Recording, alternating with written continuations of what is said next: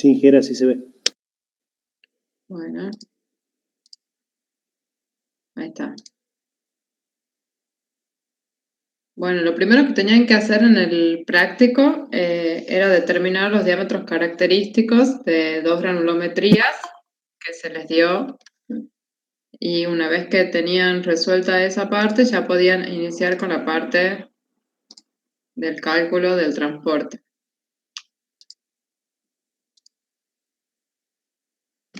Así que bueno, yo voy a arrancar desde aquí. Lo primero que tienen que hacer para poder evaluar la estabilidad de un cauce es determinar la fuerza tractriz. Esto es un pequeño resumen, digamos, no es que no se guíen de después se lo subo para estudiar, sino que es más o menos una guía para hacer el práctico, digamos, más que nada. Bueno, ahí está. Entonces, lo primero que hay que hacer es determinar la fuerza tractriz, que es la tensión tangencial que ejerce el agua o, bueno, el fluido de que estén estudiando sobre el cauce.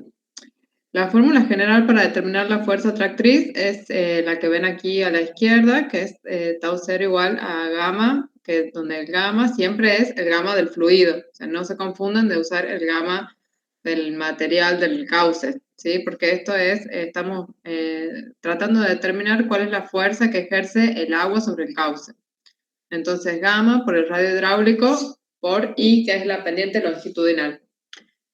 Para cauces anchos, o sea, en general vamos a usar siempre la fórmula que está a la derecha, donde se simplifica, en vez de usar el radio hidráulico, usan H.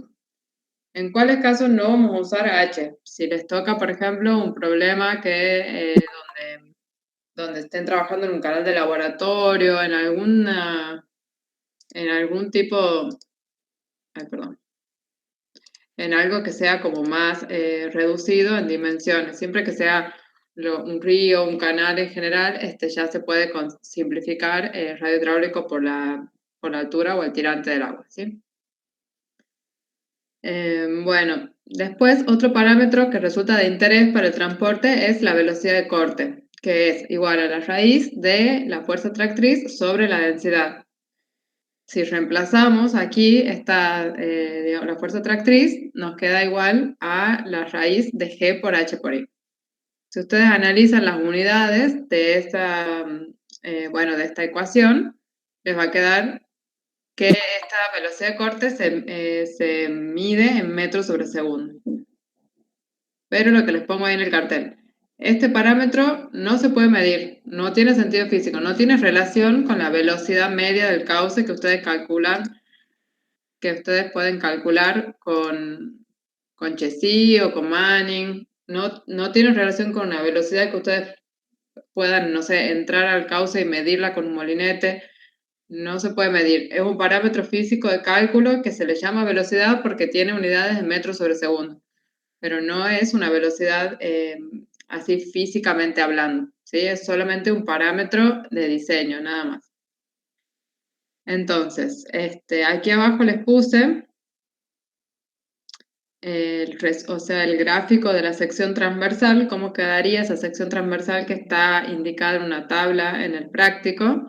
Les va a quedar con una forma más o menos así. Esto es como una sección irregular, como la que tendría cualquier río, ¿verdad? Que no tiene como lados, así como una forma geométrica, digamos. Y abajo están los resultados para la sección, considerando la sección completa, porque el práctico les pide que también los resuelvan por franjas, pero bueno, para resumir les puse solamente estos de la sección completa. Después de que terminen de hacer el práctico, les puedo compartir el resto de los resultados. La cota de la solera es, bueno, acá como ven está I en la pendiente longitudinal, el peso específico es ρ por la gravedad, queda en 9.810. La cota de solera es la menor cota, que es la que indica en la tabla, que es este valor, 107,19. El nivel de agua es dato. Y después tenemos el tirante, es la diferencia entre el nivel de agua y la cota de la solera, y así calculan la tensión tangencial, la fuerza tractriz, como gamma por h por i directamente y la velocidad de corte. Es solo aplicar fórmulas, pero como les había dicho la otra vez, sean muy cuidadosos con las unidades porque se presta este práctico para cometer errores de unidades y les puede dar cualquier cosa. Así que ese sería el primer paso y el segundo, bien. Luego se les pide que calculen el régimen hidráulico del escurrimiento. Para eso tienen que calcular esto, que es la velocidad de corte por KS sobre la viscosidad. Y ahí van a ver dentro de qué rango cae. Si esto es menor que 5, es liso. Si es entre 5 y 70 es transición. Y si es mayor que 70 es rugoso. En este caso vamos a considerar KS como, KS es la rugosidad de Nikuradse, que es un parámetro que representa la resistencia que tiene que tiene el agua, que tiene el cauce, perdón. Entonces vamos a considerarlo directamente por simplicidad igual a 3 veces el de 90. Eso les digo por simplicidad porque, bueno, ustedes ya han visto en la clase de formas del hecho que el cauce tiene dos formas de generar resistencia. Una es por la textura, que se representa a través del tamaño del grano, y eso es la rugosidad, digamos, debida al grano, que es 3 de 90. Y por otro lado está la resistencia debida a las formas del lecho, y que eso, ya lo vamos a ver más adelante en la presentación, cómo se calcula. Pero ustedes, en un primer momento, cuando se les presenta este problema, no saben a priori si hay formas de lecho o no hay. Entonces vamos a simplificar y vamos a considerar que no hay y calculamos KS como 3 de 90 directamente. Después, una vez que ya sabemos qué tipo de régimen hidráulico hay en el escurrimiento, podemos calcular el parámetro Z0, que es donde la velocidad se hace cero, ¿verdad? O sea, veríamos a dónde se ubica ese lugar donde la velocidad se hace cero, dentro de la altura del perfil longitudinal, o sea, dentro de la altura del perfil transversal de la sección del escurrimiento, ¿sí? La ubicación de Z0 también se calcula mediante estas ecuaciones que están en la pantalla y dependen de qué tipo de régimen hidráulico es. Entonces, primero determinamos qué tipo de régimen hidráulico es y después calculamos Z0. A ver. Uy. Aquí sin querer.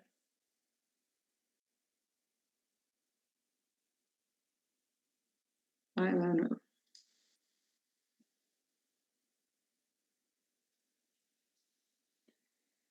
Bueno, después lo mismo para determinar el coeficiente de Chesky. Bueno, ahí me olvidé de pegar la fórmula de transición, pero tenemos estas fórmulas que difieren según el tipo de régimen hidráulico de nuevo.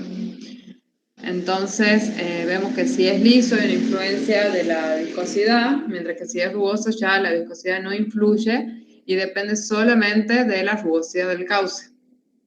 De nuevo, aquí, en un primer momento, si ustedes no saben si hay formas de lecho, pueden simplificar y calcular el KS como 3 de 90. Esta asunción después la tienen que verificar siempre, ¿sí? Ustedes tienen que ser conscientes de lo que están asumiendo, de las hipótesis de cálculo, ¿sí? Entonces, en un primer momento ustedes dicen, bueno, para calcular nosotros suponemos que no hay forma de lecho y KS es igual a 3 de 90. Y eso después lo van a verificar y lo van a volver a calcular para verificar que el C efectivamente sea el correcto tal cual ustedes lo han calculado. En este caso también están los resultados para la sección completa, para diferentes caudales. Esta es la granulometría 1, que era mayor, ser un grano más grueso. Está el de 90 que saqué yo de la curva, que es 0,68. Está todo en metros. ¿sí? KS, por lo tanto queda 2,04, bueno, la viscosidad cinemática. Después el parámetro, para definir qué tipo de régimen es, me da en todos los casos mayor que 70, por lo tanto es jugoso. Y el Z0 me queda ese valor. Bueno, C es alrededor, bueno, C pueden ver que varía con el caudal, ¿sí? Para caudales menores es un valor de menor y crece al crecer el caudal. A ver, voy a seguir admitiendo personas.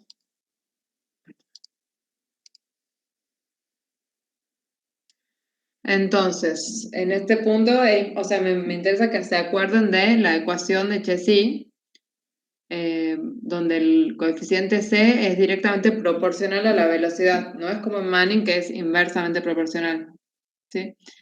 Entonces, la ecuación de Chezy se acuerdan que era que la velocidad es igual a C por la raíz también del radio hidráulico por I.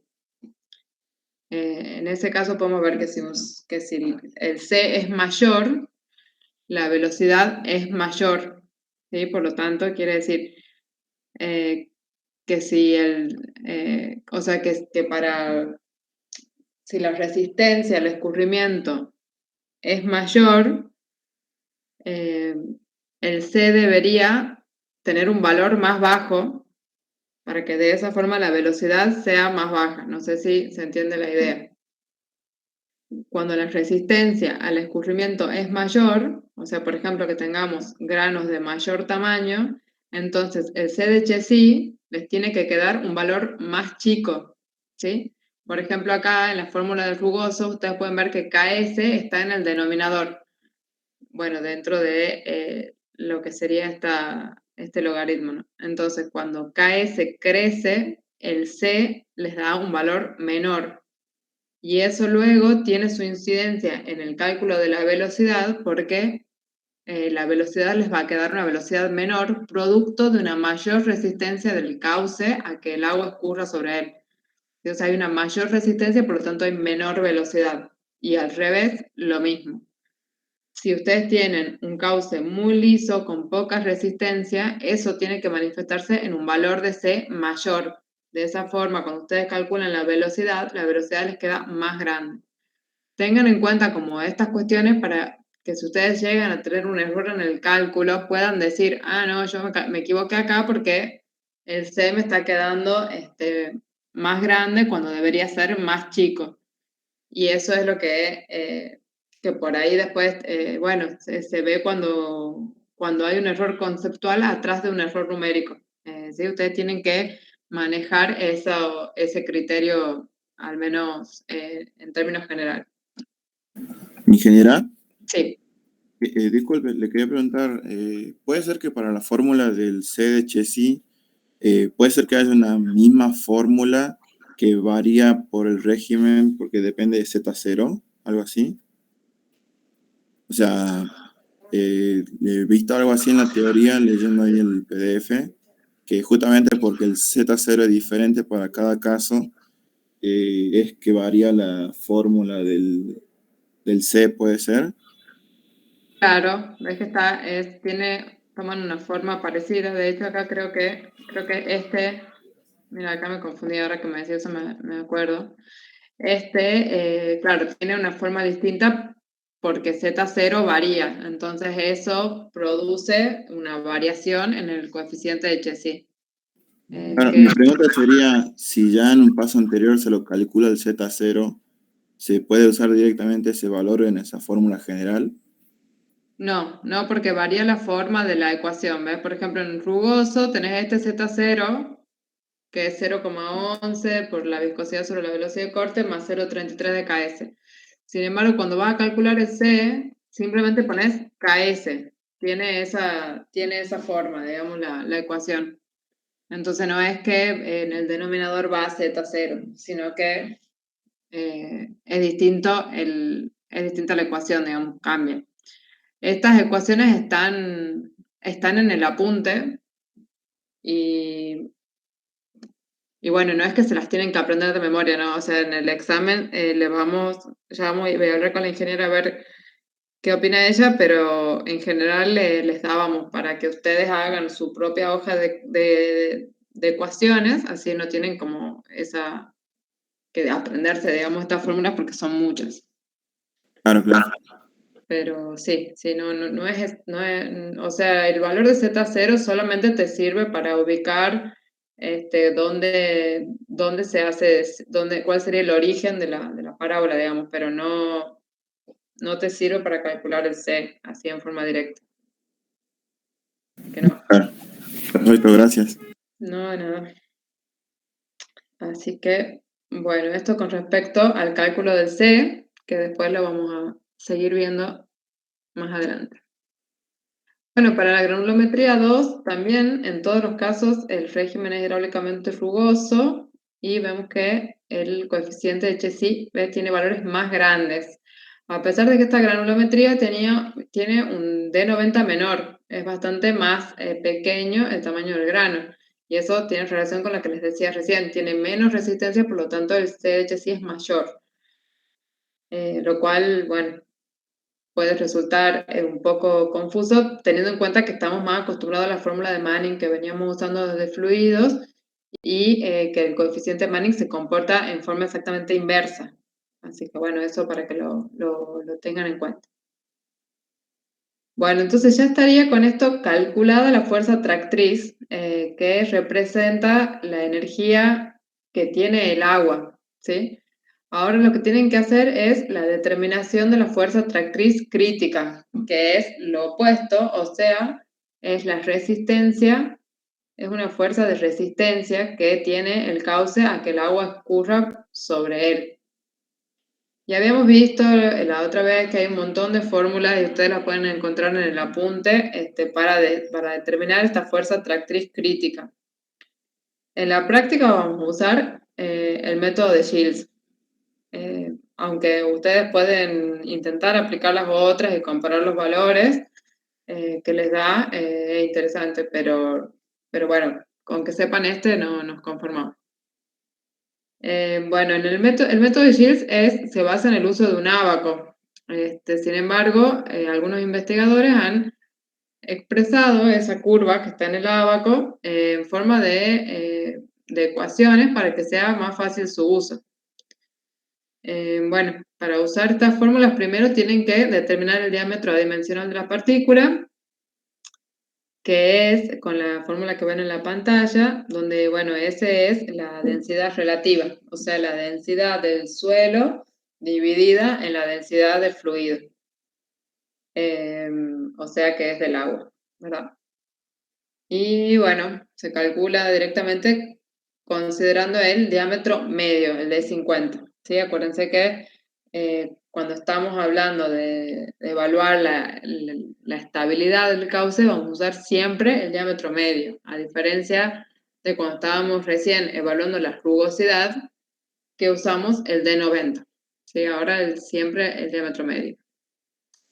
Entonces, según cuál sea el diámetro adimensional que salga del cálculo, ustedes van a usar una fórmula diferente para calcular este parámetro de movilidad crítico, ¿sí? El tita crítico tiene una expresión diferente según el rango en el cual les caiga el diámetro dimensional. Si cae entre 1 y 4, lo calculan como 0,24 por d a la menos 1 y así sucesivamente para cada uno de estos rangos. Después, esto que ustedes están calculando acá, tita crítico, no es la fuerza tractriz crítica, es un parámetro de movilidad. Entonces, a la fuerza tractriz crítica la despejan de ese parámetro de movilidad con la ecuación que está aquí abajo, ¿sí? Y según eso ya tienen el valor. Acá les pongo de nuevo el ábaco para que ustedes sepan cómo usarlo. Lo que les trataba de decir la otra vez, pero no tenía bien puesta en los ejes lo que eran las variables. Ahí les puse, miren, en las abscisas es el número de Reynolds de la partícula, que se calcula como la velocidad de corte por el D50 dividido en la viscosidad. Y en las ordenadas tienen el parámetro de movilidad de la partícula, que es la fuerza tangencial, o sea, la fuerza atractriz, dividido, bueno, en la densidad del suelo menos la del agua por la gravedad por el diámetro medio. Acá, claro, para usar el ábaco correctamente, ustedes, ¿cómo harían para determinar la fuerza atractriz crítica usando el ábaco, sin usar la fórmula? Lo que hay que hacer es encontrar un punto que caiga sobre la curva, porque todos los puntos que caen por encima de la curva representan una situación de movimiento y todos los puntos que caen por debajo representan una situación de no movimiento, ¿sí? Entonces, el momento inminente de inicio del transporte o el momento crítico es sobre la curva justamente. Lo que pasa es que es muy complicado caer sobre la curva porque cuando entramos por las abscisas, cuando entramos por abajo, acá para calcular la velocidad de corte está involucrada el tirante, ¿sí? Porque habíamos dicho que era la raíz de G por H por I, ¿sí? Entonces ahí tenemos que conocer el tirante. Y para entrar por las ordenadas también está involucrado el tirante, porque está dentro de tau 0, que es gamma por H por I también. Entonces, cuando no conocemos ese valor, hay que hacer lo que se llama una iteración, hay que proponer un valor de H, o calcular el reinos de la partícula, calcular el parámetro de movilidad, o sea, suponer un valor de H en el caso de que no lo sepamos. Estamos tratando de averiguar cuál sería ese tirante que genera una condición crítica, ¿sí? Entonces, suponemos un tirante, calculamos estas dos cuestiones del número de reinos y el parámetro de movilidad y vemos, nos queda por arriba. Bueno, ese tirante no era, proponemos otro, más bajito, otro, así hasta que cae dentro de lo que sería la curva. Y esa sería la situación crítica para ese diámetro y para ese tirante. Uy. ¿Hay alguien más tratando de entrar? Ahí está. Ahora va.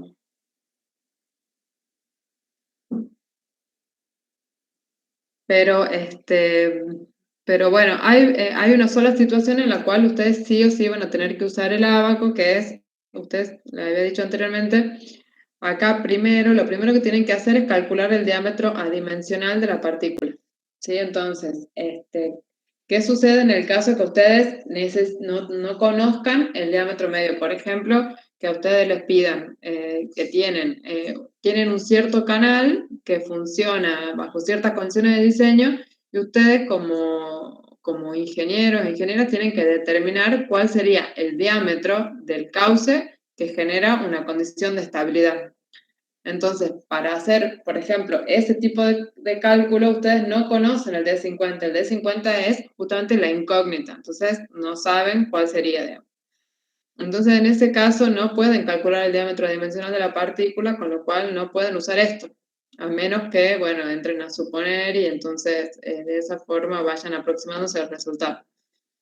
En ese caso, digamos, a lo mejor pueden usar directamente una iteración también suponiendo un diámetro y acercándose al resultado correcto a través de intentos sucesivos, ¿verdad? En ese caso ustedes tendrían que conocer el tirante porque no van a conocer el diámetro, ¿verdad? Entonces, por ejemplo, los canales por lo general se diseñan para que funcionen con un cierto caudal.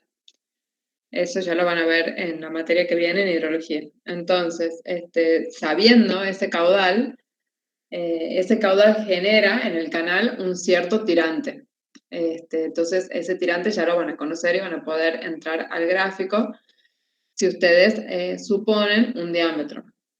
Si ustedes sacan el diámetro que genera una condición crítica de transporte, para que el canal sea estable, ustedes deberían decir, bueno, a este canal le ponemos un estabilizado granular, o sea, un material granular recubriendo el canal de un diámetro medio mayor que el que genera la condición crítica, digamos. O sea, de esa forma ustedes se asegurarían que ese canal se comporte de forma estable y no haya un cambio en la sección transversal del canal.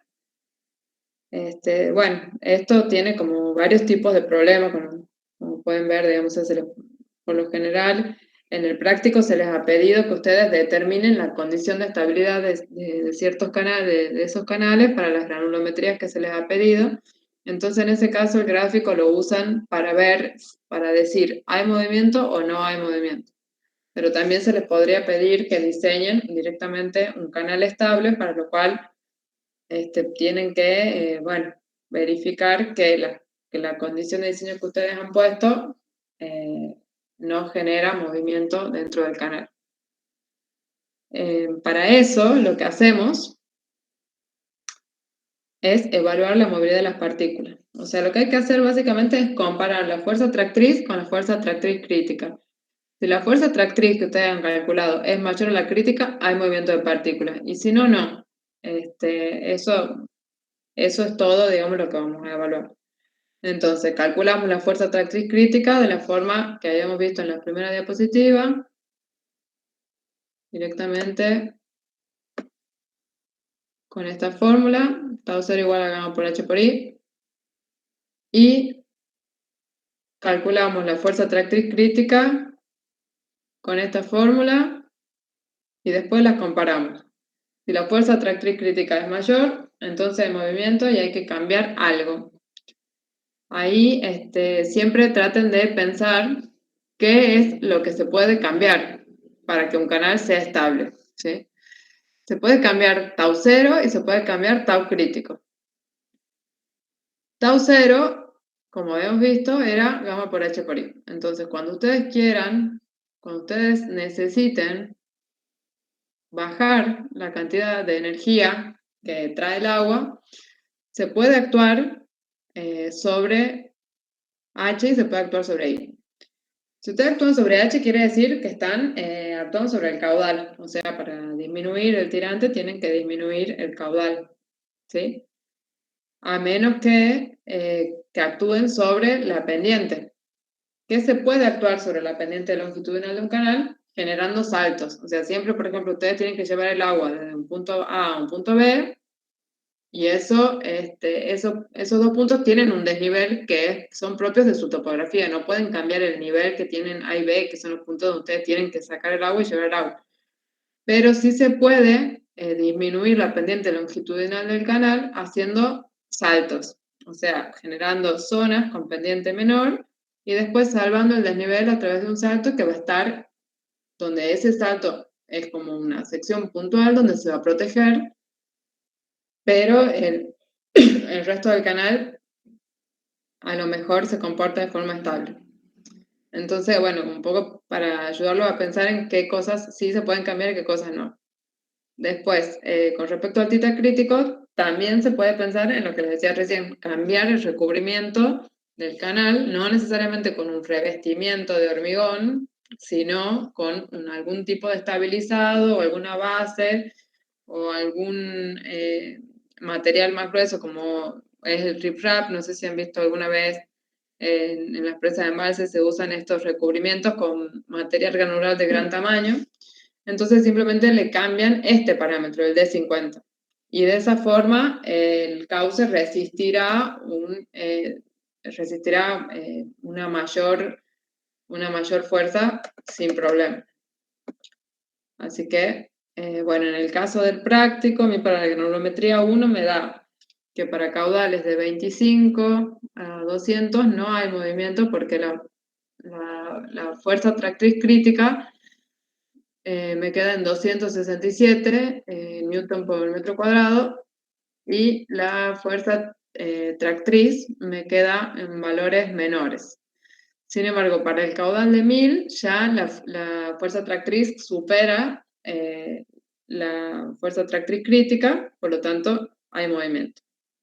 Esto también tendrían que verificarlo con las fajas, porque puede ser, como les decía la otra vez, que haya movimiento en alguna faja y en otra no. Eso es lo más común, de hecho, porque normalmente hay mayor movimiento en el centro del cauce, donde se concentran las mayores velocidades. Para la granulometría 2, que tenía un material más fino,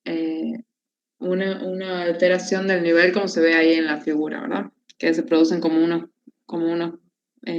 depresiones en coincidencia con los picos de las dunas.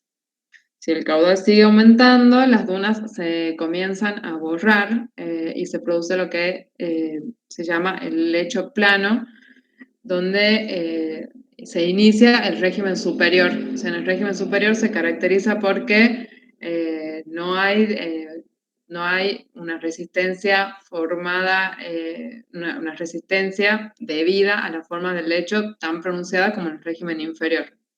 O sea, el lecho plano no produce una resistencia adicional y las antidunas, que son las formaciones que se formarían ya para caudales aún mayores, tampoco generan una resistencia adicional.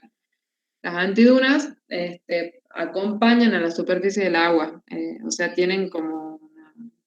o sea, son simétricas a la superficie del agua, donde hay pico en el tirante, o sea, no produce una alteración en el tirante, digamos, el agua acompaña la forma de la antiduna. Por eso que no se produce estas, es por eso que no se produce una rugosidad adicional. Bueno, esas son las formas del lecho que se generan, sobre todo en causas que tienen granulometrías arenosas o más bien finas. ¿Sí? Acá no estamos estudiando las formas del lecho que se producen en causas de grava, que, bueno, ahí por ejemplo en la figura hay la última, que esto de las no me acuerdo cómo se llamaba en castellano, pero es como cascadas y piletas, sería como una traducción más o menos así, que es lo que se produce cuando hay gravas de gran tamaño y que entonces el agua cae en una cascada y después se aquieta.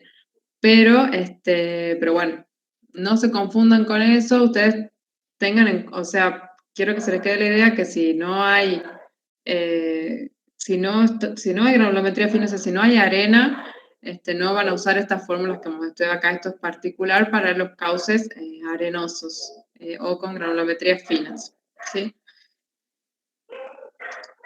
Bueno, para poder cuantificar el efecto de estas formas del lecho, hay varios métodos, están en el apunte, lo pueden ver, pero de nuevo, con que sepan el método de Van Rijn estamos bien.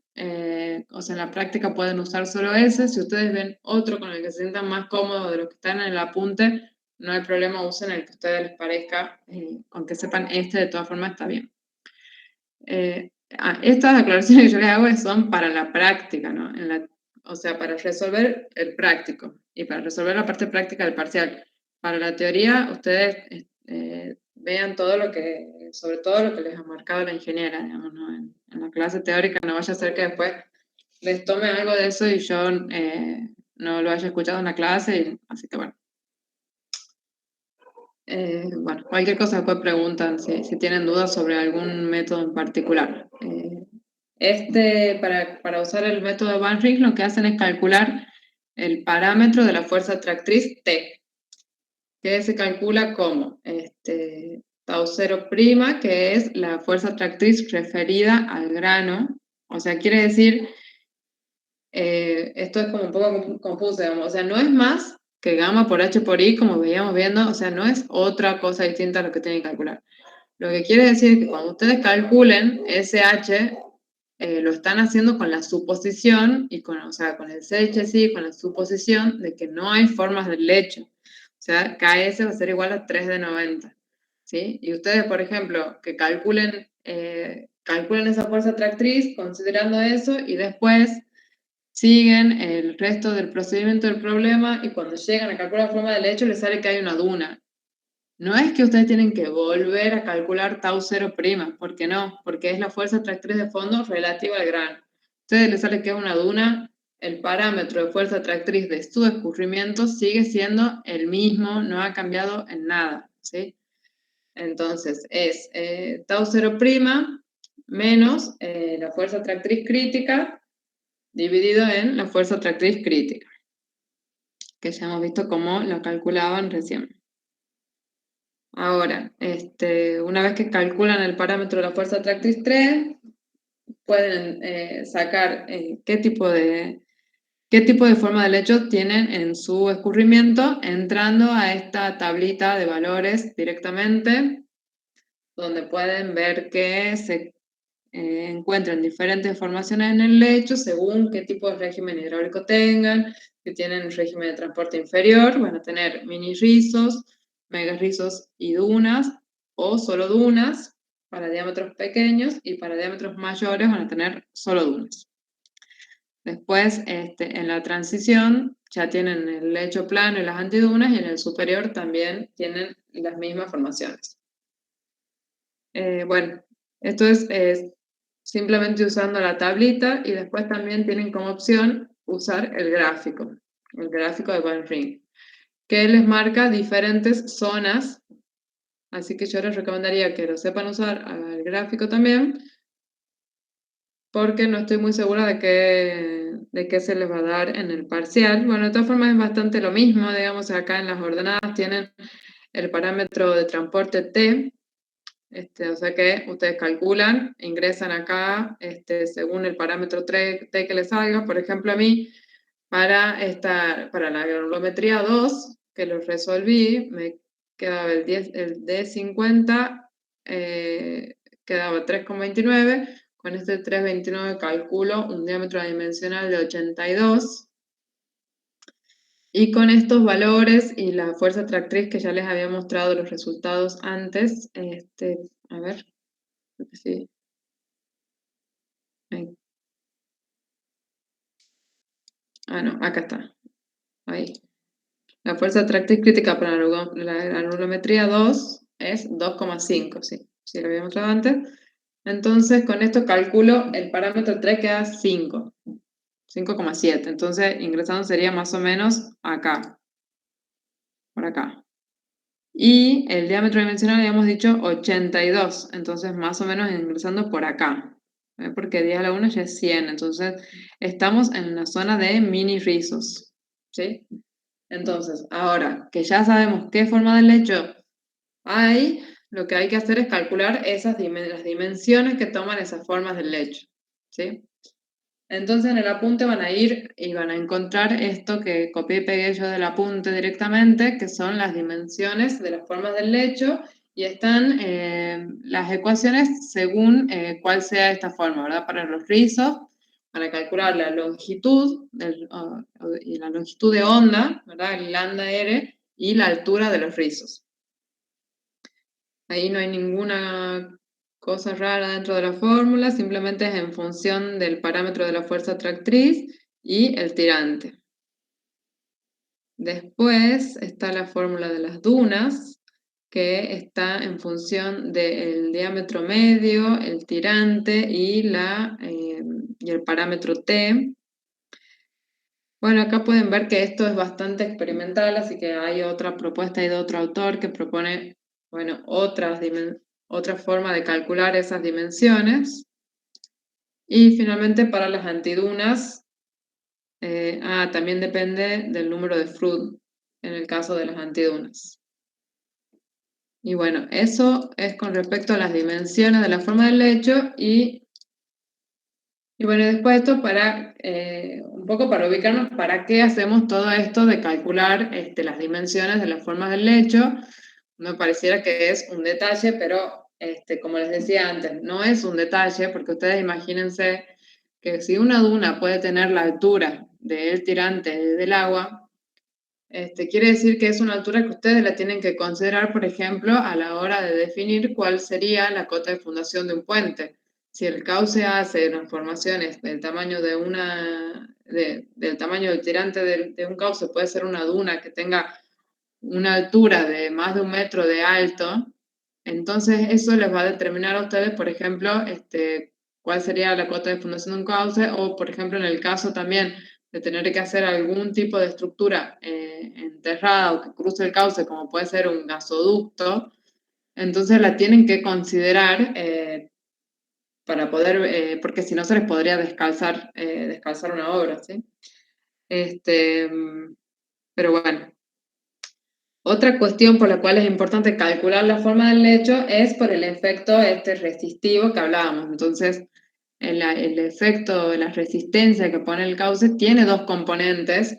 Uno es por la textura, que hablábamos que era referido al tamaño del grano que compone el cauce, y está representado con el D90, por producto del acorazamiento que se genera, o sea, donde las partículas de mayor tamaño de la granulometría son las que quedan expuestas en la superficie. Y por otro lado, por la forma, bueno, que son estas formas de lecho de las que estaba hablando. Entonces, para poder, acá puse esto primero, acá está. Entonces, para poder calcular el KS total, o sea, la rugosidad total que toma el cauce, tenemos que calcular tanto la rugosidad debida al grano, que se representa con el KS', como la rugosidad debida a la forma, que es el KS segunda. ¿Sí? Entonces, en el CDHC, si es el CDHC relativo al grano, es solamente KS es 3 de 90. Y cuando hablamos del coeficiente de Chesi total, que como decíamos va a ser más chico que el referido al grano en el caso de que haya una forma del lecho, entonces KS lo calculamos como la suma de KS', que es 3 de 90, más KS segunda. ¿Sí? Tenemos 3 de 90 más el KS que ustedes determinan. Este KS segunda va a depender de qué forma del lecho tengan, ¿sí? O sea, varía. Y acá les dejé las fórmulas que también están en el apunte. Por ejemplo, en el caso del rizo, el KS segunda depende de un factor de forma, que bueno, acá por simplicidad lo tomo igual a 1, de la altura del rizo, que es la altura que han calculado anteriormente, o sea, que les mostré antes, y de la longitud de onda del rizo. Entonces, se calcula con esa ecuación y listo, son todas ecuaciones empíricas. Y después para las dunas tenemos esta otra fórmula un poco más larga que depende también de un factor de forma y también de la altura de la duna y de la longitud de onda de la duna. Conclusión, para calcular el KS total, el KS debido tanto a la textura como a la forma, hay que calcular primero KS'. KS' es igual a 3 de 90 y listo. Después, el KS segunda lo calculamos según cuál sea el tipo de forma del lecho. Si es un rizo, usamos esta ecuación. Si es una duna, usamos esta ecuación. Si es una antiduna, KS segunda es igual a 0, por lo que les había dicho anteriormente. La antiduna, como sigue la forma de la superficie del agua, no genera una resistencia adicional. Por más que sea grande, no genera una resistencia adicional. Así como el fondo plano tampoco genera. ¿Cuál es el tema? Que claro, para calcular estos KS segunda hay que calcular primero las dimensiones de la forma del lecho. Entonces esto se vuelve como una ecuación tras otra. Vamos para acá, calculamos la altura del rizo, la longitud del rizo, o en el caso de duna, la altura de la duna, la longitud de la duna. Recién calculamos el KS segunda y después calculamos el coeficiente de Chesi total. Es como muchas ecuaciones, por eso yo les sugiero, les vuelvo a sugerir que practiquen, porque estas fórmulas no son tan fáciles de usar, tienen, bueno, se pueden confundir con las unidades y demás, así que tengan listas sus planillitas. ¿Tienen alguna pregunta hasta aquí? ¿Algo que no haya quedado claro? Bueno, seguimos entonces nomás. Toda esta cuestión de calcular la resistencia total del cauce es necesario poder calcularlo y poder cuantificarlo para poder calcular finalmente o estimar cuál sería el transporte de fondo, ¿sí? Que ustedes de nuevo van a ver en el apunte un montón de métodos, bueno, cada método para el cálculo del transporte tiene su base, o sea, se ha realizado bajo condiciones experimentales distintas. Entonces, es importante que ustedes cuando vayan a calcular el transporte de sedimentos, en general, digamos, puedan ver que las condiciones del ensayo bajo el cual se obtuvieron las fórmulas sean similares a las condiciones en las que ustedes están aplicando, ¿sí? Si ustedes quieren calcular el transporte en un canal acá, entonces tienen más o menos que ver qué cuál es la pendiente longitudinal con la que están calculando, cuál es el tamaño del grano, cuáles son las condiciones de borde para que ustedes puedan ver que esa fórmula es aplicable. ¿Sí? Por eso es como que las dejamos a todas. Sin embargo, bueno, en el caso para este práctico, digamos, vamos a ver solo la fórmula de Mecher-Peters, que es una fórmula que se usa mucho y es muy representativa. Tiene una forma, digamos, general. Entonces, por eso como que también la vemos. Para calcular el transporte de fondo usando Mecher-Peters, lo que van a hacer primero es calcular este caudal de transporte sólido adimensional, phi-b, que se lo calcula como 8 veces esta diferencia entre mu tita menos 0,047 a la 1,5. Entonces, tienen que empezar a ver qué son estos parámetros que forman parte de la ecuación de Mecher-Peters. ¿Sí? Para primero, el parámetro tita es el parámetro de movilidad de la partícula dimensional, que es el mismo parámetro que estaba recién en las ordenadas del gráfico de Gibbs. O sea, es lo mismo que este. ¿Sí? Esto es lo mismo, el parámetro de movilidad de la partícula, es lo mismo, y es una medida de la energía que tiene el agua, ¿ven? Porque está en función de la fuerza atractriz, o sea, que indica cuánta energía tiene el agua. ¿Sí? Bueno, este es tita, y a tita se lo multiplica por mu, que es un factor de eficiencia o un factor de forma del lecho. Y ahí lo puse yo. Este siempre es menor que 1, porque es un parámetro que va a minorar la energía. O sea, la energía no se mayora, sino que se minora. Y se la minora, ¿por qué? Se la minora para considerar el efecto que tiene la resistencia adicional que se genera por las formas del lecho que puedan existir en el cauce. Y entonces, si hay formas del lecho, tales como rizos o dunas, porque ya dijimos que las otras no generan resistencia adicional, si hay una de estas formas del lecho, la energía que trae el agua va a ser minorada por este factor de eficiencia mu. Y de esa forma se considera como esa energía que se pierde por vencer ese obstáculo que representan estas formas del lecho. ¿Sí? Para calcular mu, lo que hacemos es el cociente entre C, que es el C total, y C', que es el coeficiente de Chezy referido solo al grano, ¿sí? Que era la diapositiva anterior que habíamos visto. Entonces, C total siempre es mayor o igual a C'. Nunca es, quiero decir, C total es menor o igual que C'. ¿Sí? O sea, porque habíamos dicho que un C ante una mayor resistencia era un valor menor. ¿Sí? Entonces, C total es menor que C'. Entonces, C total es menor que C', este cociente es menor que 1. ¿Sí? Siempre es menor que 1. Y a ese lo afecta al parámetro de movilidad de la partícula dimensional.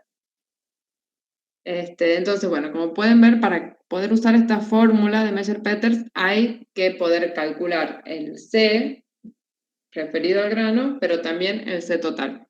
Entonces, hay que hacer todo el proceso de determinar. Bueno, determinar si hay formas del lecho, y si hay formas del lecho, en ese caso, cuál forma del lecho hay que cuantificar, el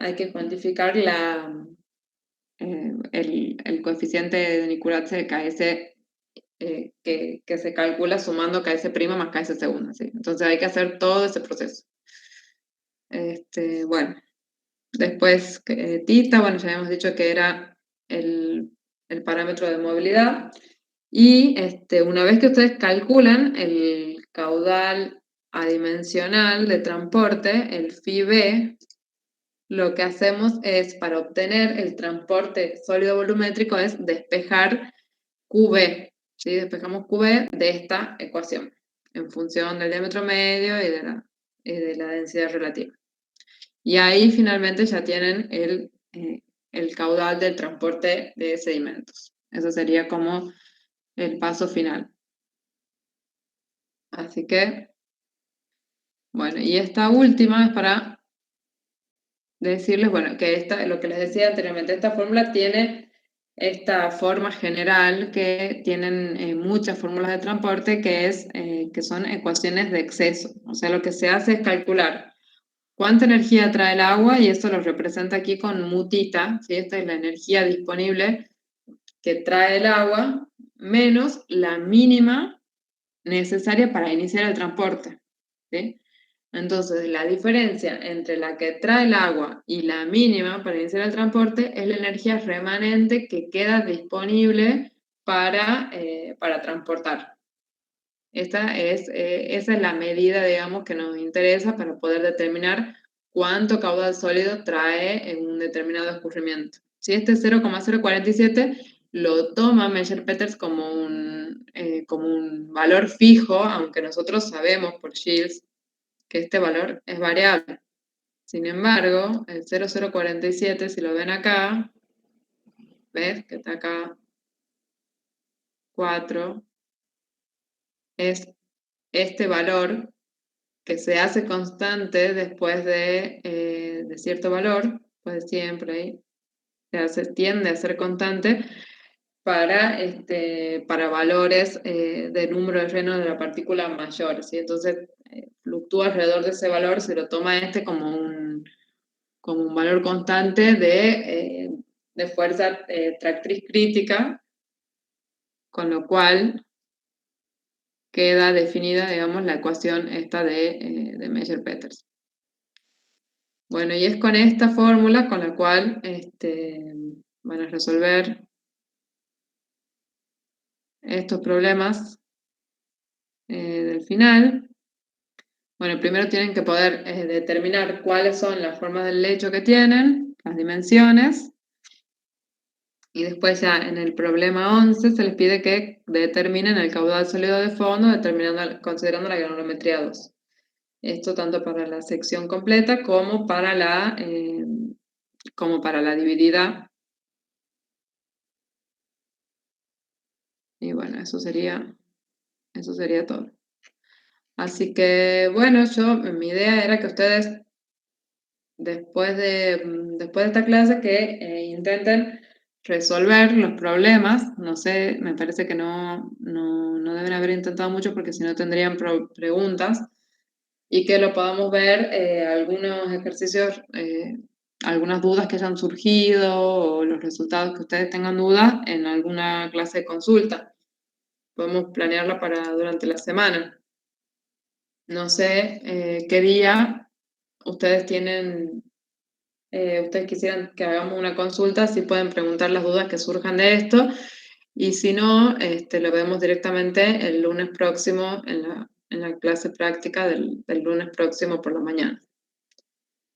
Si quieren que planeemos una clase de consulta para la semana, me lo pueden decir ahora o me mandan un correo después.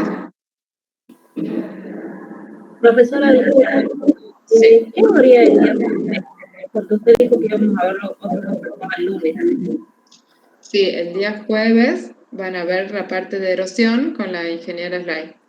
Ah, bueno. Y el lunes vamos a ver algunos ejercicios de erosión, que sería lo que van a ver, como la práctica de lo que van a ver el jueves. Pero bueno, si quieren podemos hacer una consulta antes del jueves si piensan que van a poder hacer algunos ejercicios, o también podría ser el viernes. Y si no, ya lo vemos directamente en la práctica del lunes, para que tengan el fin de semana, digamos, para resolver el práctico, y el lunes lo vemos, digamos. O sea, yo no tengo ningún problema en dar un horario de consulta, sobre todo porque hoy ya tienen la clase de suelo en un rato y es una clase larga también. Pero bueno, no conozco los horarios del curso, si tienen alguna disponibilidad para consulta, y tampoco me gustaría que vayan a la clase de consulta sin haber hecho nada, digamos, porque es una clase de consulta. Así que, Ingeniera, sí, en el caso de necesitar una consulta, ¿le avisamos a Pablo o cómo para que diga usted? sí, le pueden decir a Pablo si les resulta más fácil y que él me diga, o si no me mandan un correo, no hay problema. Perfecto. Así definimos. No sé bien qué días tienen más libre. porque hoy tienen clase a la tarde, no sé bien si algún día tienen alguna mañana o alguna tarde, como para que darles unos días para que traten de avanzar con el práctico y entonces darles la consulta. Pero bueno, no me tienen que decir ahora. Si quieren lo van viendo y me avisan. No hay problema. Ingeniera, Sí. el práctico ese que mostró recién de 12 puntos está subido porque el que vi yo solo tiene 5 puntos. Ah, ¿no está subido? Ah, estoy muy mal yo entonces. Bueno, ahora lo subo. Pensé que lo había subido. Es un archivo también de 5 páginas, pero que tiene solo 5 problemas y después tiene como unos gráficos. Ah, bien. Bueno, ahora lo subo. Ahora lo subo a este. Este tema debe ser, algunos problemas deben ser los mismos, digamos, porque son problemas que veníamos dando de todos los años, así que ahora lo cambio. Ahora me fijo cuál está y lo cambio. Al práctico ese lo pasaron por el grupo, creo, hace un par de días. Bien. Ingeniera, ¿podría subir el PowerPoint que presentó hoy y el de la clase pasada, la práctica? Sí, el de la clase pasada ya lo subí. Lo acabo de subir, a ver. Lo subí en 2 archivos porque era muy pesado. A ver si se terminó de subir. Pero a ver, ya está esto. Subí de la determinación de la granulometría. Y después dentro de la unidad que dice transporte de sedimentos. Bueno, ahí. Ahora lo pongo. Pasa que están subidos, pero no estaba mostrado, digamos. Bueno, ahora los pongo para que también lo puedan ver a eso. Y les subo en las diapositivas que armé ahora, que está más resumido, digamos. O sea, no estudien solo esta que estuvo ahora es solo una guía para que hagan el práctico sin enredarse tanto con tantas ecuaciones, pero no les estoy diciendo que estudien solo eso, ¿no? A ver, ahora la subimos. Pero bueno. Bueno, chicos, si no tienen más consultas, yo quedo a disposición de ustedes. Si no me piden consulta, voy a dar la consulta el lunes que viene directamente antes de empezar con lo de erosión. Pero por favor, si no quiero dar una consulta si no ve nadie, digamos, por eso les digo, pídanme cuando ustedes necesiten. Esta semana yo podría, sin problema. Podría ser el miércoles o jueves o el viernes inclusive también. Así que, bueno, eso sería todo por ahora. Y bueno, seguimos en contacto. Bien, ingeniera, gracias. Bueno, listo. Ingeniera, Chao, hasta luego, que estén bien.